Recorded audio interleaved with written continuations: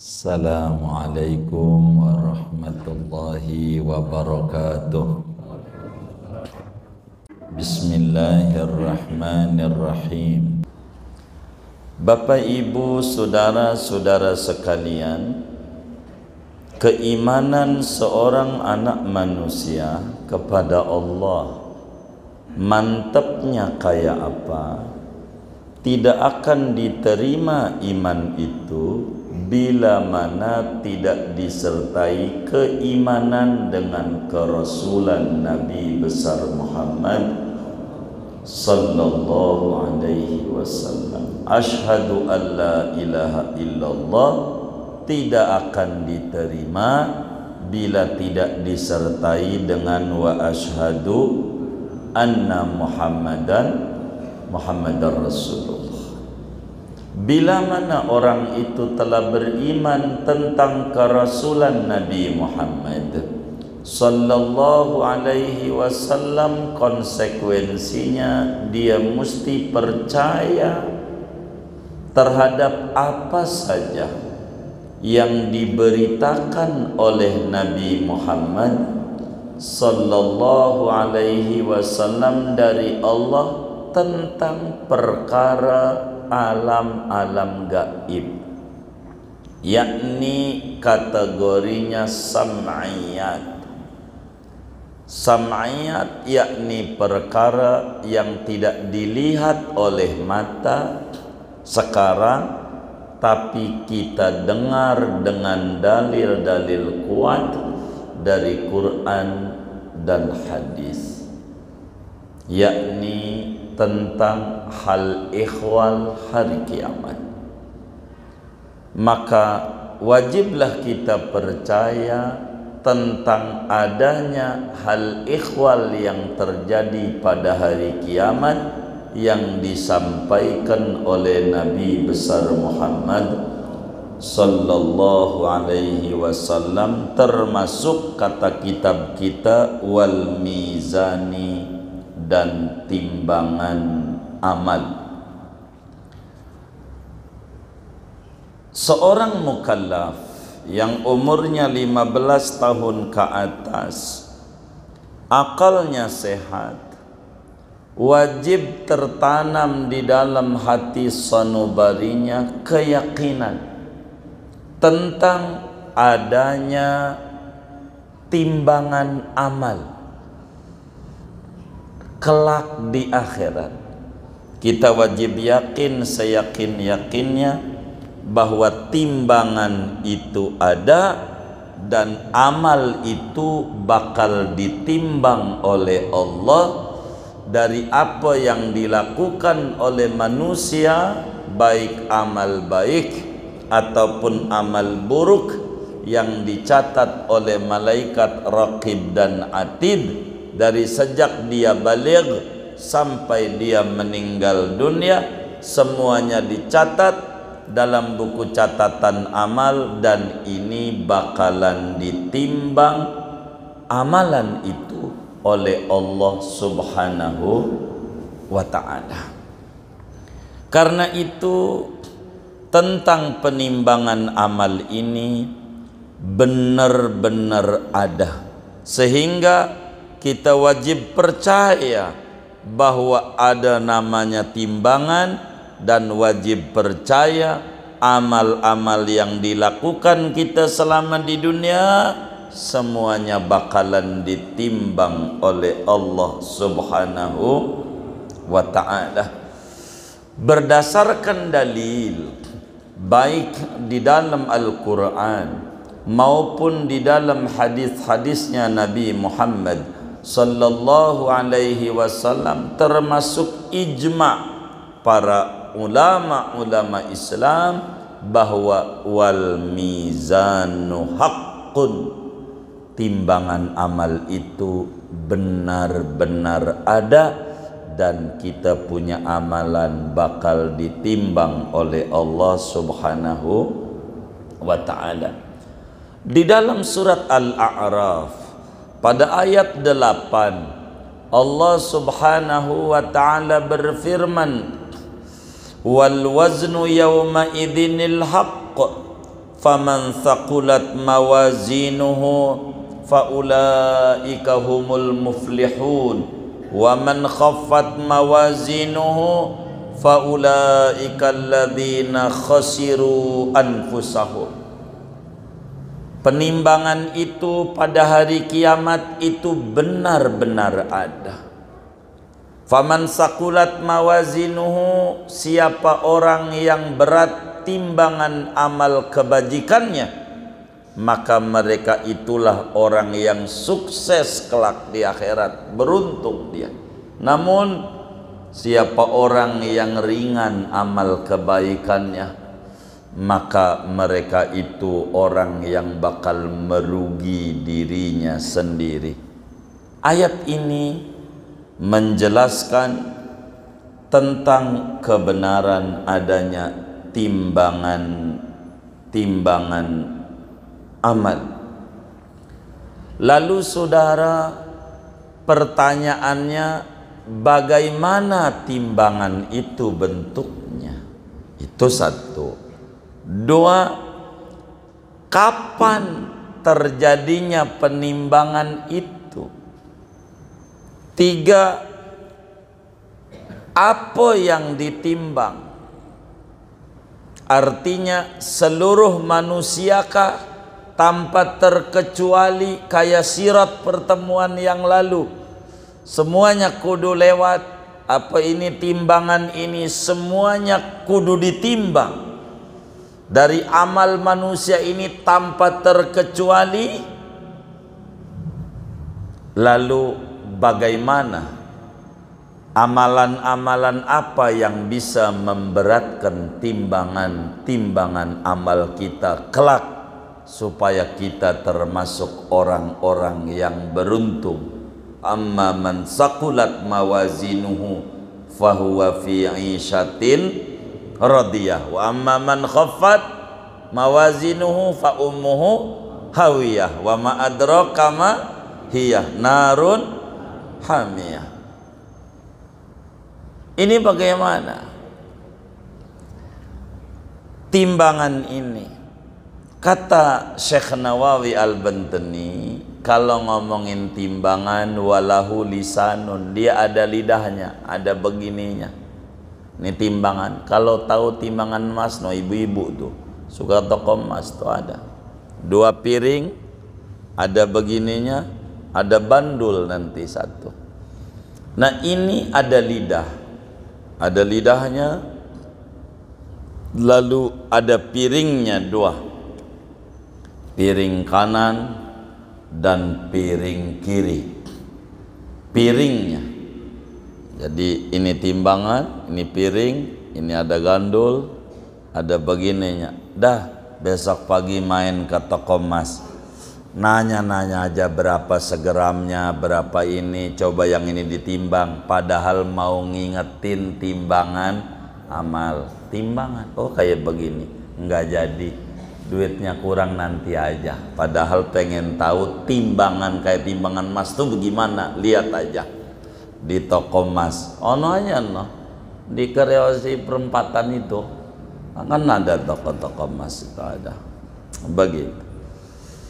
Besarnya kayak apa? Besarnya ya timbangan ini kayak langit dan bumi. Gede timbangannya, besar. Namun bandulnya ini kecil, segede biji sawi. Bandulnya tuh yang 1 kilo, 1/4, seini. Buat sebelahnya nih, buat nimbang amal nih. Untuk berat apa ringannya nih, pembandingnya kecil. Untuk apa? Untuk membuktikan keadilan Allah. Ini kayaknya curang nih, timbangannya batunya gedean ini, pantas saja miring. Enggak ada. Tahqiqan litamamil adli, untuk menyatakan dan membuktikan betapa sempurnanya keadilan Allah Subhanahu wa ta'ala. Ini bentuk timbangan. Lalu kapan ditimbang ini, saudara? Perlu diketahui bahwa penimbangan itu sesudah diperiksa. Amal kita diperiksa, yang pertama kali Allah periksa adalah urusan solat. Habis solat, kalau perempuan urusan dia amal lakinya. Ini ditimbang semuanya. Ibadah kita semuanya ditimbang. Apa aja, ngaji kita, ini kita, semuanya amal baik, amal buruk, semuanya ditimbang. Tapi sesudah adanya hisab. Di dalam hadis-hadis yang sahih, penimbangan itu terjadi sesudah pemeriksaan. Habis diperiksa baru ditimbang. Yang ditimbang apakah amal semua orang? Tidak. Ada beberapa orang yang tidak ngalamin pemeriksaan amal. Maka orang yang amalnya enggak diperiksa oleh Allah, pastikan dia tidak ada penimbangan. Bila orang itu amal perbuatannya kena periksa oleh Allah, pastikan orang itu bakalan ditimbang. Kalau yang enggak ada pemeriksaan, enggak bakalan ditimbang. Seperti di dalam hadis yang diriwayatkan oleh Imam Muslim dalam Sahih Muslim, begitu juga Imamul Bukhari di dalam Sahih Bukhari. Kemudian Allah Subhanahu wa taala menyatakan sesudah ada syafaatul uzma, ya Muhammad adkhilil jannata min ummatika man la hisaba alaih minal babil aiman. Kata Allah, wahai Nabi Muhammad, masukkan orang dari umatmu ke surga yang kagak pakai diperiksa dan kagak pakai ditimbang. Yang kagak diperiksa kagak bakalan ditimbang. Orang yang kagak pernah diperiksa, makanya dalam maulid tadi itu ada maulid Daibai. Tadi bacanya maulid apa ya? Daibai. Sulusun yadkhulunal jannata bighairi hisab. Sepertiganya umatnya Nabi masuk surga enggak pakai dapat pemeriksaan. Kalau enggak diperiksa, enggak ditimbang. Enggak ditimbang. Timbul pertanyaan, itu yang bagaimana? Yang kagak diperiksa, kagak ditimbang. Salah satu cirinya tidak pernah aduh-aduhan kalau sakit. Diem aja. Kalau ini yang bakal diperiksa nih, yang model begini nih, bakalan diperiksa. Orang yang kagak ada begitu-begitunya, sakit model apa aja, dia diem aja, itu kagak bakal diperiksa. Kayaknya potongan model kita ini nggak masuk kayaknya. Begitu baru meriang dikit aja. Wah, ini bakal kena periksa dia. Yang kagak diperiksa, yang tidak pernah injak rumah sakit kalau sakit. Enggak. Dia enggak mau berobat ini, udah zikir aja, istighfar. Banyak kan kalau sakit enggak pernah adu-adu la ilaha illallah ini. Dia enggak pernah pakai dibekam, enggak pernah dia berobat. Udah diterima aja, yang muji Allah pasti ada maunya Allah. Udah dia dirasain aja. Enggak ini begitu. Tapi kalau yang model kita orang, apalagi obat dibanting, obat menang 1 juta doang, tai doang, sembuh juga ora. Ini ada yang kayak begini. Yang mana nih orangnya? Ini bakal kena periksa dia, kena periksa yang kayak begitu-begitu. Jadi tidak semua orang ditimbang. Ada yang lolos dari penimbangan, yaitu orang yang amalnya tidak dapat hisab, tidak diperiksa.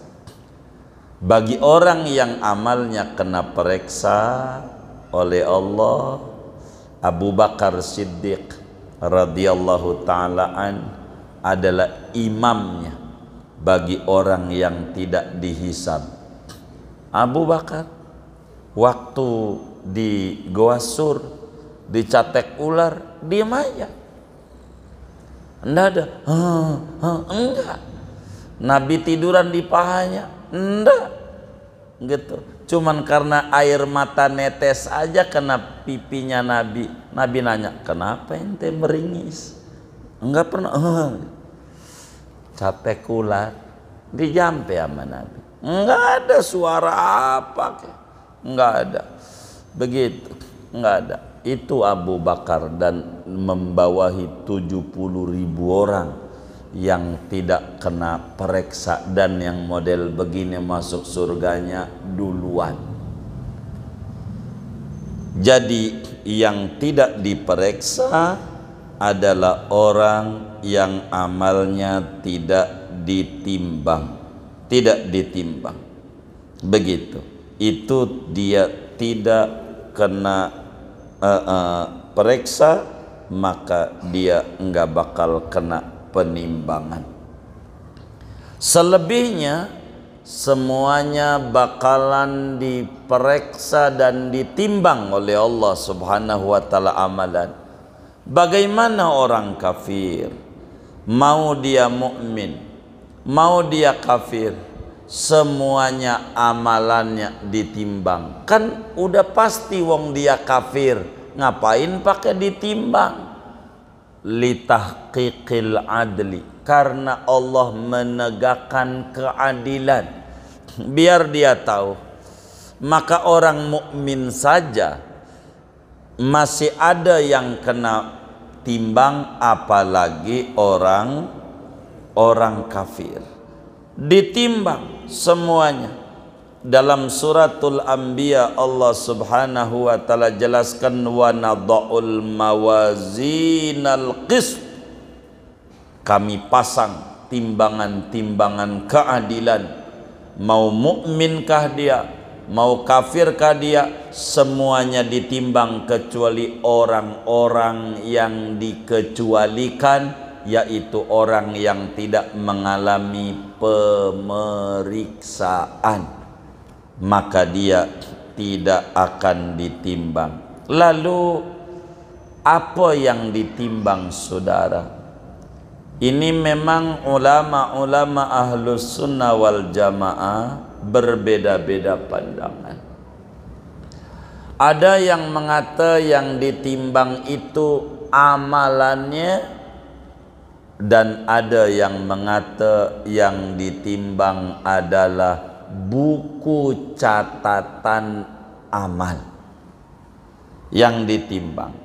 Syekh Nawawi menjelaskan tuzanu fihil a'mal, ditimbang tuh amal, amalnya lah yang ditimbang. Tapi di bawah dijelaskan tutrahu fihi sahaiful hasanat, yang diletakkan buku-buku catatan amal. Kalau amal itu baik, piring timbangannya penuh cahaya. Kalaulah kemudian amal itu buruk, maka piring timbangannya gelap, ditimbang.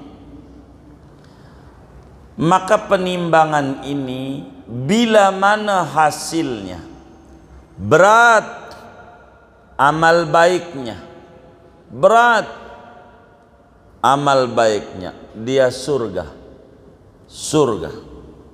Bila mana ditimbang berat, amal buruknya tentu dia neraka. Bagaimana kalau bila ditimbang empas? Apa itu empas ya? Imbang, sama 50% amal baik, 50% amal buruk. Setelah ditimbang kagak ada lebih barang seon, kagak lebih. Yang kayak begini tempatnya nantinya A'raf.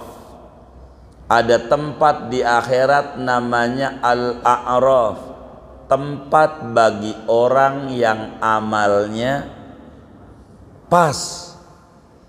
Kagak ada amal baik lebih dikit, enggak, dia ditaruh di situ.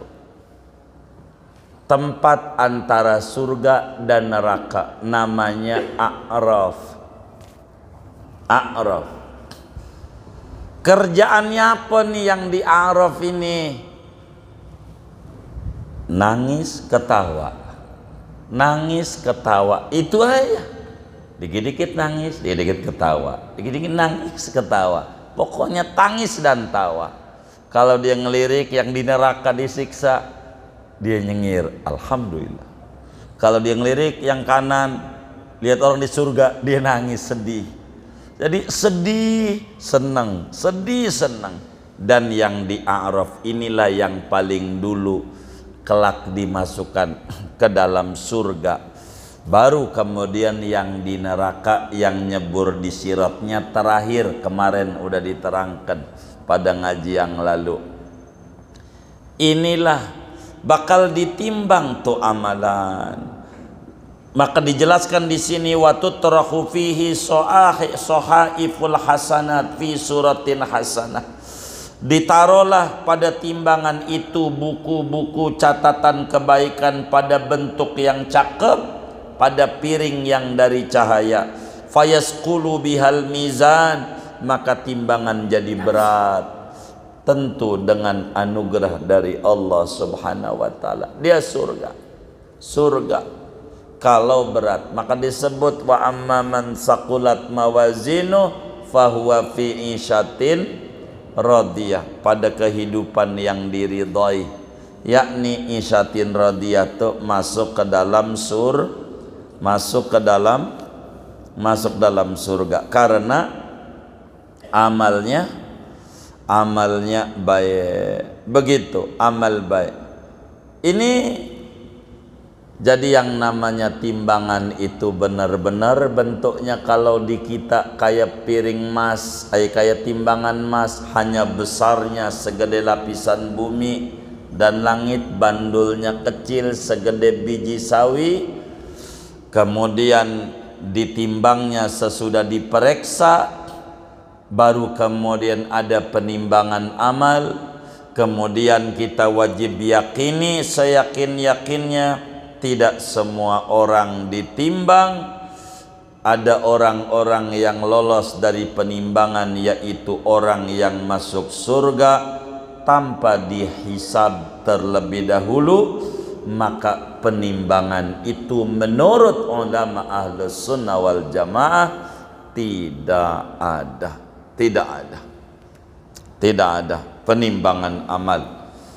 Lalu apa yang ditimbang? Yang ditimbang menurut ulama berdasarkan berbagai hadis. Ada yang mengata amalnya, ada yang mengata buku catatan amal. Apa aja.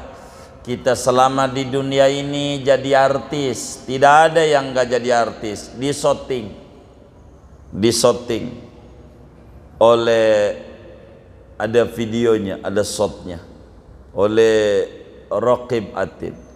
Sampai ada orang bilang, tuh ngapa tuh orang malam Selasa pada Isya duduk di pojokan ngangguk-ngangguk. Siapa itu? Ya siapa lagi, wong kita orangnya waktu ngaji malam Selasa. Itu semuanya ada. Lagu apa aja kita ada di situ. Duit kita dicolong ada, kita nyolong duit orang ada, semuanya. Filmnya ada, filmnya. Ini yang dibuat oleh malaikat namanya Raqib Atid, dan ini nih yang bakalan ditimbang. Pikirin yang kayak begini nih, pikirin. Kalau kita pikirin ini aja nih, timbangan amal kita baik apa buruk, kita hitung dari 24 jam. Begitu mata lihat TV, lihat Quran banyak mana. Sebelum di akhirat kita timbang aja, mumpung di dunia, sebelum nanti di akhirat. Karena ini penimbangan ini benar-benar ada. ditimbanglah tuh amalan itu dengan amalan yang baik, bentuknya cakep, dengan timbangan daripada cahaya, akhirnya menjadi berat. Kalaulah amal buruk dengan rupa yang buruk dan timbangan yang gelap, akhirnya menjadi ringan adanya, ringan adanya. Lalu saudara, dari keterangan yang ini kita bisa simpulkan bahwa wajib orang yang umurnya 15 tahun ke atas, akalnya sehat, wajib yakin seyakin-yakinnya ada namanya timbangan amal, dan itu pasti bakalan terjadi.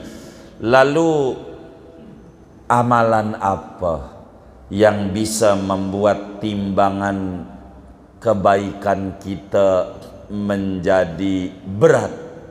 Banyak, dan ini solusi namanya bagi orang-orang yang hidup di akhir zaman. Yang pertama, banyakin baca la ilaha illallah.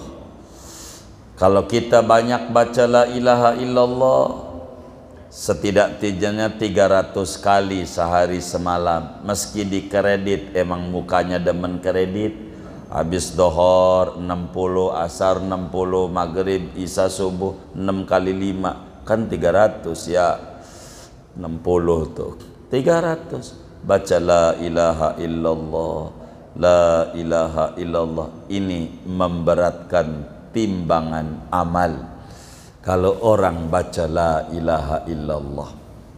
Dulu Nabi Musa minta amalan nama Allah khusus, dikasihlah amalannya la ilaha illallah. Kata Nabi Musa, protes sama Allah, ini si umum, yang khusus. Kata Allah, andai la ilaha illallah ditaruh dalam satu timbangan, akan memenuhi dan memberatkan daripada timbangan-timbangan amal yang ada. Kedua, kita baca subhanallah wa bihamdihi subhanallahil azim. Ini amalan memberatkan timbangan. Ada di Ratibul Haddad, itu amalan memberatkan timbangan. Di ujung Sahih Bukhari, kitab Sahih Bukhari kurang lebih hampir 10.000 hadisnya. Paling terakhir Imam Bukhari menyampaikan hadis, qala Rasulullah sallallahu alaihi wasallam, kata Nabi, apa itu? Allahumma salli ala sayyidina Muhammad.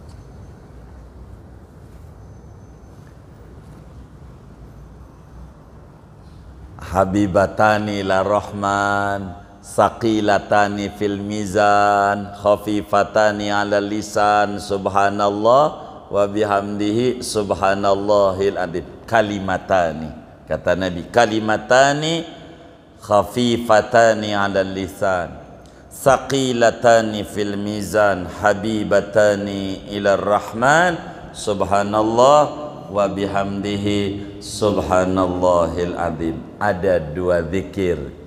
Ini zikir ringan di lidah, tapi memberatkan di timbangan amalan kebaikan. Bakal berat dan didemenin sama Allah bila kita banyak membaca subhanallah wa bihamdihi subhanallahil adzim. Maka wiridan di Ratib Haddad, la ilaha illallah wahdahu la syarikalah, lahul mulku wa lahul hamdu yuhyi wa yumiitu wa ala kulli syai'in qadir, memberatkan timbangan amal. Biar kata 3 kali dia baca subhanallah bihamdihi subhanallah walhamdulillah wa la ilaha illallah wallahu akbar, memberatkan timbangan amal. Subhanallah bihamdihi subhanallah memberatkan timbangan amal. Salawat memberatkan timbangan amal, bikin berat. Mana lagi jadi la ilaha illallah subhanallah bihamdi subhanallazim, itu memberatkan timbangan amal. Salawat yang dibaca memberatkan timbangan amal. Mana lagi? Tasbihnya Siti Fatimah yang Nabi pesen jangan sampai tinggal tasbih Fatimah. Dan ini sebetulnya kalau istiqomah dibaca mendatangkan kesuburan, keberlimpahan kesehatan, sehat batin, sehat zahir, sehat finansialnya. Itu tasbihnya, namanya tasbih As-Siddiqiyatul Kubra, tasbihnya Sayyidah Fatimatuz Zahra. Mana tuh yang biasa dibaca? Subhanallah 33, Alhamdulillah 33, Allahu Akbar 34, 33 ditambah Allah berkabir atau 34. Ini 100 ini memberatkan timbangan amal bila tidak pernah kita tinggal membacanya. Mana lagi di antara amalan yang memberatkan pada timbangan amal? Akhlak baik. Kata Nabi, ma min syai'in asqalu fil mizan min husnil khuluq. Tidak ada sesuatu yang memberatkan timbangan amal kebajikan melainkan memiliki akhlak yang baik. Kalau kita memiliki akhlak yang baik, maka akan memberatkan timbangan amal kelak di akhirat. Dan ngeri saudara, kita nggak paham apakah termasuk kita orang yang berat amal kebajikannya, apakah kita termasuk orang yang ringan amal kebajikannya. Wallahu a'lam. Dan ini yang harus dipikirin sama kita, sehingga kita termasuk orang yang sukses dan selamat kelak di akhirat. Sebab orang yang cerdas adalah aksaruhum dzikran lil maut wa aksaruhum isti'dadan lima ba'dal maut. Orang yang cerdik pandai, cerdas adalah orang yang sadar bakal ngalamin mati dan banyak mempersiapkan diri untuk kehidupan pasca kematian dengan mengerjakan amal-amal kebajikan. Di antara akhlak yang baik, kalau kita pengen amal kebajikannya banyak, kita haruslah mahabbah kepada orang soleh, dan itu amat sangat menyelamatkan. Ini penting. Jadi kembali kita simpulin ngaji malam hari ini. Pertama, kita wajib yakin, seyakin-yakinnya bahwa yang namanya timbangan amal itu benar adanya. Iman kita akan rusak bila mana kita tidak yakin adanya timbangan amal. Sebab dalilnya lengkap dalam Al-Quran, hadis, dan ijma' para ulama.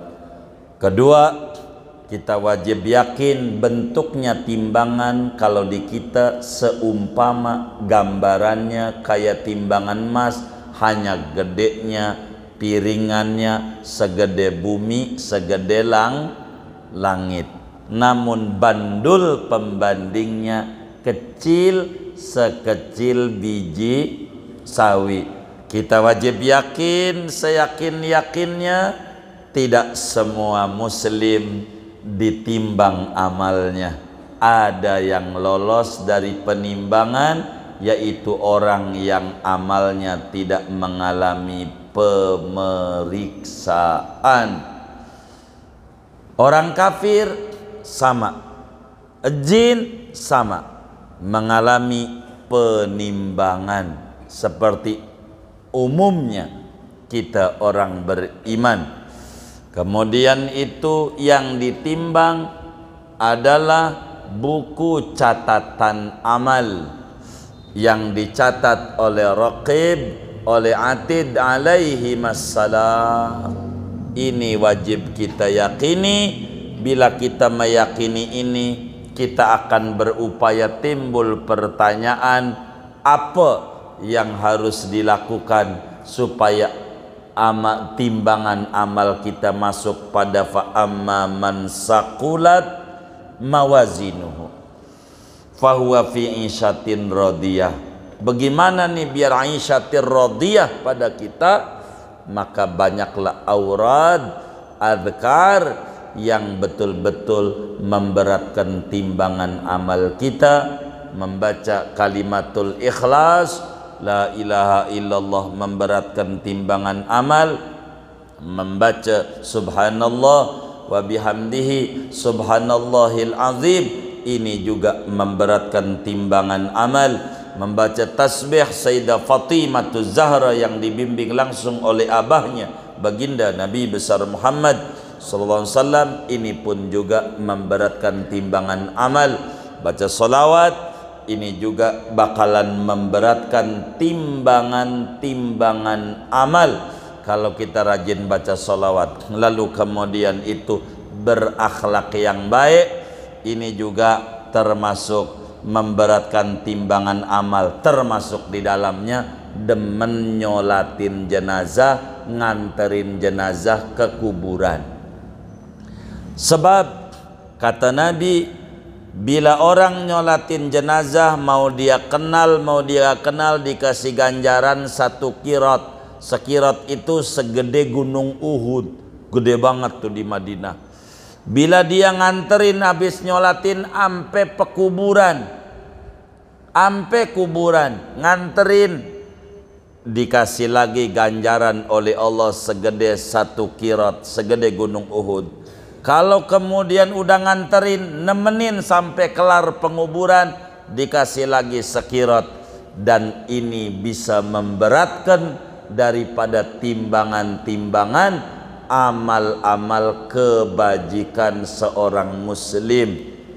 Oleh karena itu, tinggal kita sebagai orang yang mukallaf, yang diberikan akal oleh Allah Subhanahu wa ta'ala, berupaya mengejar sesuatu demi kita selamat mendapatkan timbangan amal kita, beratnya amal kebajikan. Mudah-mudahan dengan kita taklim seperti ini menjadi sabab Allah anugerahi kita bersama timbangan amal baik kita lebih berat dibanding amal-amal buruk kita, sehingga kita bisa mendapatkan anugerah besar dari Allah, dimasukkan dalam surganya Allah bersama kaum salihin minan nabiyyin wasiddiqin wasuhadi wassolihin. Sebab mereka inilah termasuk orang-orang yang selamat di akhirat. Mudah-mudahan Allah ijabah harapan kita semuanya, amin ya rabbal alamin. Segini ngaji kita. Ada yang ditanya mungkin dari materi ini atau di luarnya? Sebelum doa dipersilakan. Baik, silakan. Ini dulu nih bapak kita ini.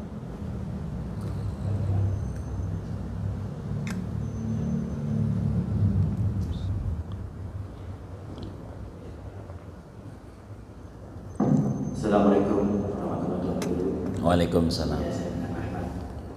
Tuan Guru, 2 pertanyaan. Yang pertama, apakah pada saat kalimat terakhir itu mengucap kalimat la ilaha illallah atau la ilaha illallah Muhammad Rasulullah yang lebih utama? Kemudian yang kedua, di manakah diposisikannya ruh orang yang meninggal dengan bunuh diri? Apakah disamakan dengan ruhnya orang-orang yang meninggal seperti pada ruhnya, atau seperti apa? Yang umumnya bagaimana? Yang umumnya ya, kalau bisa orang mukmin di mana, kalau orang yang kafir di mana gitu maksudnya. Yang kalau yang bunuh diri ruhnya kan, maka kan ada yang bilang antara bumi dan langit, maksudnya masih ada di masih penasaran atau apa gitu ya, itu kan yang kita tidak mengetahui secara detail dari syariat, khususnya saya ya.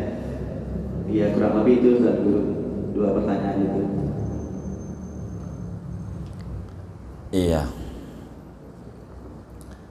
Bagaimana ketika sakaratul maut itu bagusnya membimbing pakai la ilaha illallah doang apakah la ilaha illallah Muhammadur Rasulullah. Al-Imam Zainuddin Al-Malibari di dalam Fathul Main pada berbicara tentang fiqih janazah menjelaskan hadis yang ada dalam Sahih Muslim. Kata Nabi, man kana akhiru kalamihi la ilaha illallah dakhalal jannah ay ma'as sabiqin. Siapa orang yang terakhir ucapannya adalah la ilaha illallah, maka dia kelak masuk surga bersama orang duluan masuk surganya. Maka kata para ulama termasuk Syekh Zainuddin Al-Malibari dalam Fathul Main, maka kalimat yang bagus adalah la ilaha illallah saja, tanpa perlu membimbingnya dengan Muhammad Rasulullah. Tidak perlu pakai tambahan Muhammad Rasulullah, cukup la ilaha illallah saja. Sebab dalam hadisnya, siapa orang yang terakhirnya la ilaha illallah, enggak pakai terusan Muhammad Rasulullah. Karena bacaan ini untuk mendapatkan husnul khotimah yang istimewa, maka dia di samping hatinya yakin kepada Allah, lidahnya ibadah dengan zikir paling tingginya zikir, afdhalul dzikri la ilaha illallah.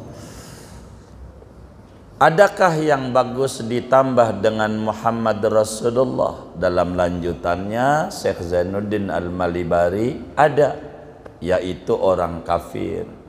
Kalau orang itu kafir, tidak muslim, jangan la ilaha illallah doang. Sebagaimana tadi di pembukaan taklim dijelaskan mantapnya kayak apa pada ketuhanan Allah bila tidak disertai keyakinan dengan kerasulan Nabi Muhammad, imannya tidak diterima. Maka orang kafir, kalau kita punya kawan kafir lalu dia sekarat, bimbinglah dengan dua kalimat syahadat, asyhadu alla ilaha illallah wa asyhadu anna Muhammadar Rasulullah. Tanpa ini dia tidak bisa menjadi muslim.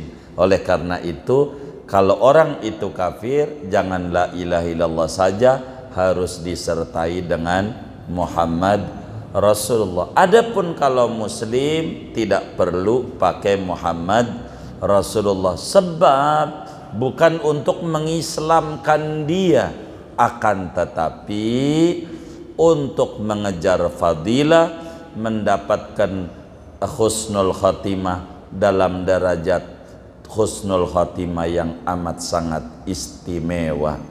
Kurang lebih demikian. Kemudian apa tadi? Ruh. Orang bunuh diri, ruhnya ditaruh di mana? Ya, kal tergantung. Udah kebaca bunuh diri. Maka bunuh diri ini bila dia gila, bunuh diri, ini lain cerita. Bila itu orang bunuh diri itu qatlun nafsi minal kabair. Bunuh diri itu termasuk daripada dosa-dosa besar. Imam Ibnu Hajar Al-Haytami, gurunya Fathul Main, menuliskan di dalam kitabnya Az-Zawajir an Iqtirafil Kabair, di antara dosa besar adalah qatlun nafsi, bunuh diri. Begitu juga Imam Az-Zahabi di dalam kitabnya Al-Kabair menuliskan deretan dosa besar itu bunuh diri. Maka orang bunuh diri, rohnya ditaruh di mana? Innal abrara lafi na'im wa innal fujjara lafi jahim. Tentu rohnya akan ditempatkan sesuai dengan amal perbuatannya. Orang baik diiliin rohnya, orang nggak baik ditaruh di kelompok roh orang tidak baik. kelihatan dari bunuh diri. Itu begitu. Orang kampung sebut ruhnya di awang-awang, lah belum mati dia, gitu. Nggak ada itu yang kaya-kaya begitu, ruhnya di awang-awang. Tangkep aja kalau ada begitu yang kaya begitu. Orang bunuh diri dosa besar, ruhnya dikelompokkan pada kelompok orang-orang yang melakukan dosa besar.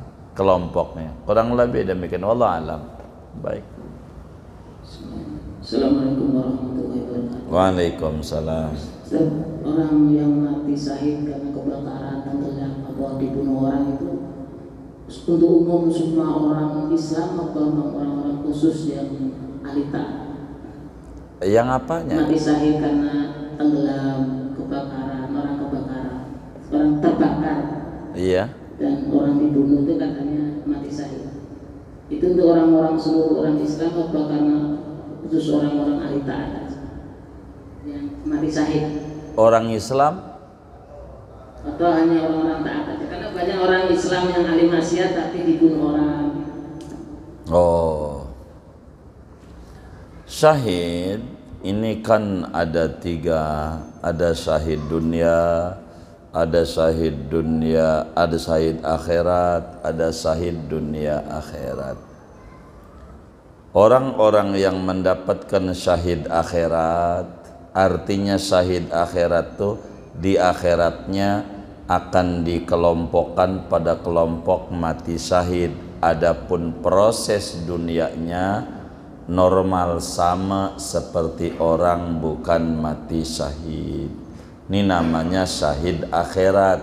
Contoh kayak orang apa namanya tadi itu terbakar, kerubuhan gedung, segala macam, ngelahirin bayi itu wafat, kena wabah dan seterusnya. Ini namanya kategorinya syahid akhirat.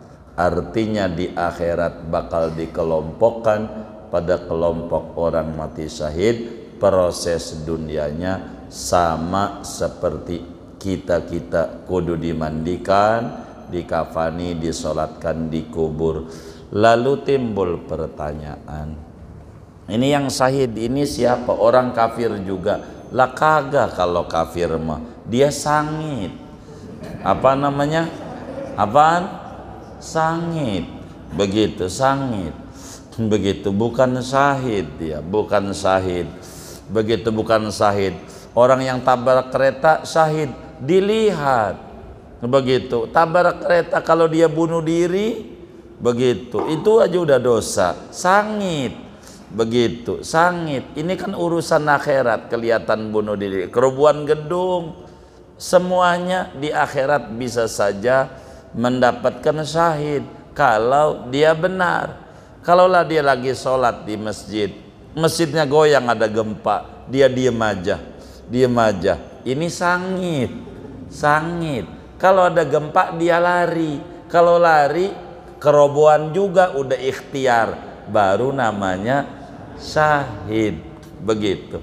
Maka yang dapetin syahid ndak ada orang kafir, tentu muslim. Apakah ahli maksiat? Mau dia ahli maksiat, bisa saja begitu dia dapetin syahid, bisa saja kok tapi dia tukang maksiat. Inilah kemurahan Allah, mungkin dia punya amal kebaikan sehingga dia supaya tidak di neraka lama, akhirnya Allah kasih anugerah kerobohan gedung kah, tabrakan dan seterusnya. Begitu. Ini kan cara Allah murahnya kepada mereka. Kalaulah orang itu adalah ahli maksiat yang kena kasus-kasus kayak begitu. Tapi kalau orang kafir nggak bisa. Begitu, orang kafir nggak dapat, nggak bisa. Begitu untuk dapetin ini. Sebab syahid adalah ijazah. Lah kalau orang kagak daftar pengen dapet ijazah, begitu, bisa nggak dia? Begitu, ya Allah, kita di rumah sakit aja nih, kagak daftar, duduk aja, dipanggil nggak? Lah kagak, apalagi dikasih obat, begitu, kagak. Maka daftar itu namanya asyhadu alla ilaha illallah wa asyhadu anna muhammadar rasulullah. Begitu namanya begitu. Meski begitu kalau yang kayak tabrakan jangan dipengenin, jangan. Ini biar syahid, jangan. Begitu. Minta mau selamat karena syahid itu adalah anugerah dari Allah. Ibadah aja yang benar. Pokoknya kita wudhu aja sebelum tidur.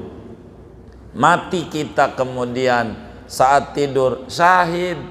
Begitu, syahid. Banyak kalau syahid akhiratmu, banyak sekali. Begitu. Tapi tentu syaratnya adalah mukmin. Syaratnya orang beriman. Kurang lebih demikian. Wallahu a'lam. Baik. Assalamualaikum warahmatullahi wabarakatuh. Waalaikumsalam. Tentang ruh, ada pendapat mengatakan apabila seorang anak Adam meninggal dunia, ruhnya itu dibawa oleh para malaikat dan disimpan di suatu tempat yang dindingnya itu tidak dapat ditembus dengan ilmu apapun pada manusia. Namanya barzah, disimpan. Terus pendapat lain, ada pendapat yang mengatakan bahwa ruh itu orang meninggal sekian hari ada di kuburan, sekian hari pulang ke rumah. Jadi untuk mensinkronkan dua pendapat ini, mana yang pendapat yang benar, atau kedua-duanya atau salah satu? Demikian. Assalamualaikum warahmatullahi wabarakatuh. Waalaikumsalam.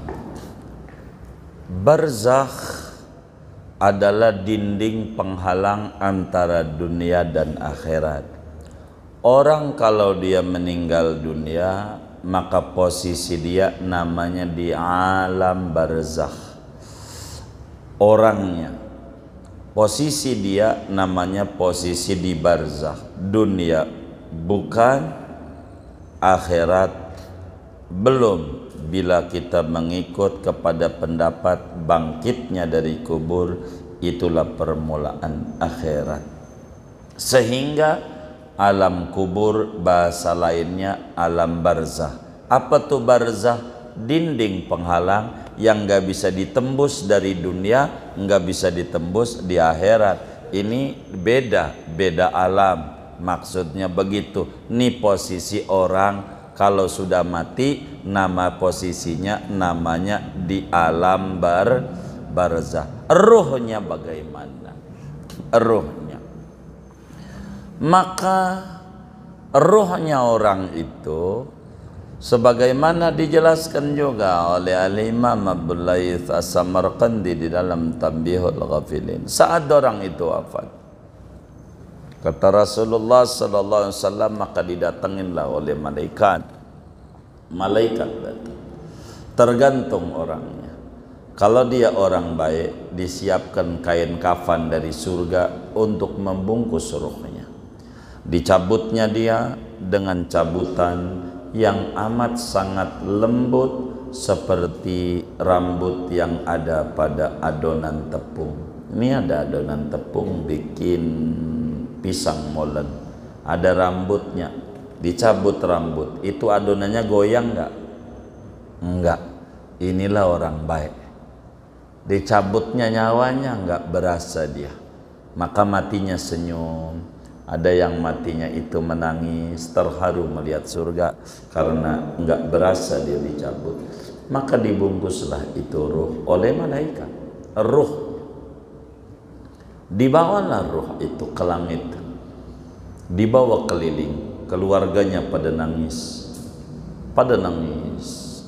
keliling, disambutlah, ya ayyatuhan nafsul mutmainnah irja'i ila rabbika radiyatan mardiyah. Amal langit disambut, disolatin, dimandiin, disolatin, dihantar ke kuburan, dibawa ke alam kubur. Ketika di alam bawah kubur, ini ruh habis keliling-keliling ke langit, dibawa lagi ke alam kubur untuk disoal oleh malaikat. namanya mungkar nakir. Dan ngomongin soal nanti terusannya masih ngomongin timbangan, jadi biar saya nggak panjang. Bilalah orang itu adalah orang jahat, kata Nabi, maka dicabut ruhnya itu kayalah yang namanya itu besi yang ada di kulit kambing yang busuk. Kulit kambing kalau busuk melar. Kalau ada sujen itu besi nempel ditariknya, lengket, ngikut. Lama dia wafatnya, bisa di ICU 3 bulan, 4 bulan, sekaratnya lama, ditariknya. Dan disiapkan daripada kain kafan dari neraka yang kasar dan gatal. Dibawalah naik ke langit, ditolak oleh langit. Ditolak, jangan ini, mau ngapain bau busuk kemari kayak begini. Bawa keliling-keliling oleh malaikat, sampailah pada akhirnya si mayit dibawa jasadnya ke alam kubur, dikubur, dibalikin lagi turuh untuk disoal oleh malaikat mungkar nakir. Jadi kalau ngomongin barzakh, itu yang namanya barzakh adalah alam, bukan tentang ruh. Tapi posisi orang sesudah wafat namanya disebut barzakh. Ruhnya tergantung. Kalaulah dia ruh orang baik, amaliannya luar biasa di dunianya, maka ruh ini mutasarrifah. Apa itu mutasarrifah? Bisa keliling-keliling kemana-mana. Seperti orang-orang soleh. Di sini dia ketemu wali Syekh Abdul Qadir Jilani, di sini ketemu, di sini ketemu, sebab rohnya namanya mutasarrifah. Rasulullah sallallahu alaihi wasallam dalam hadis yang sahih, saat Isra kata Nabi, raaitu Musa lailata usriya bi qa'iman yusalli fi qabri. Pada waktu saya Isra, saya lihat itu Nabi Musa lagi sholat di kuburnya. Maknanya ruhnya ada di kubur. Ruhnya lagi sholat Nabi Musa waktu Nabi jalan dari Mekah ke Palestina. Namun saat Nabi naik ke langit, di langit ke-6 ketemu lagi sama Nabi Musa. Dan Nabi Musa dialog nanya apa yang diwajibkan. Di langit ketemu lagi. Emang begitu kalau orang-orang soleh itu arwahnya mutasarrifah. Adapun kalau orang itu orang biasa, rohnya namanya mahbusah, ketahan, ditahan, laksana dikurungin kayak burung pada kandang, ndak bisa kemana-mana dia. Rohnya tidak mutasarrifah, namanya roh mahbusah.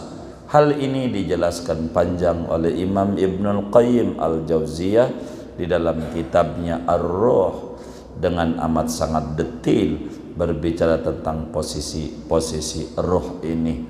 Tapi ketika Nabi ditanya tentang ruh dalam Al-Quran, yas'alunaka 'anir ruh qulir ruhu min amri rabbi, ujungnya wa ma utitum minal ilmi illa qalila, tidaklah kalian diberikan daripada ilmu kecuali sedikit. Segini aja, karena sedikit udah habis ilmunya, udah segini aja, doa aja, udah doa aja, doa aja. Iya. Ada pengumuman, oh doa ini.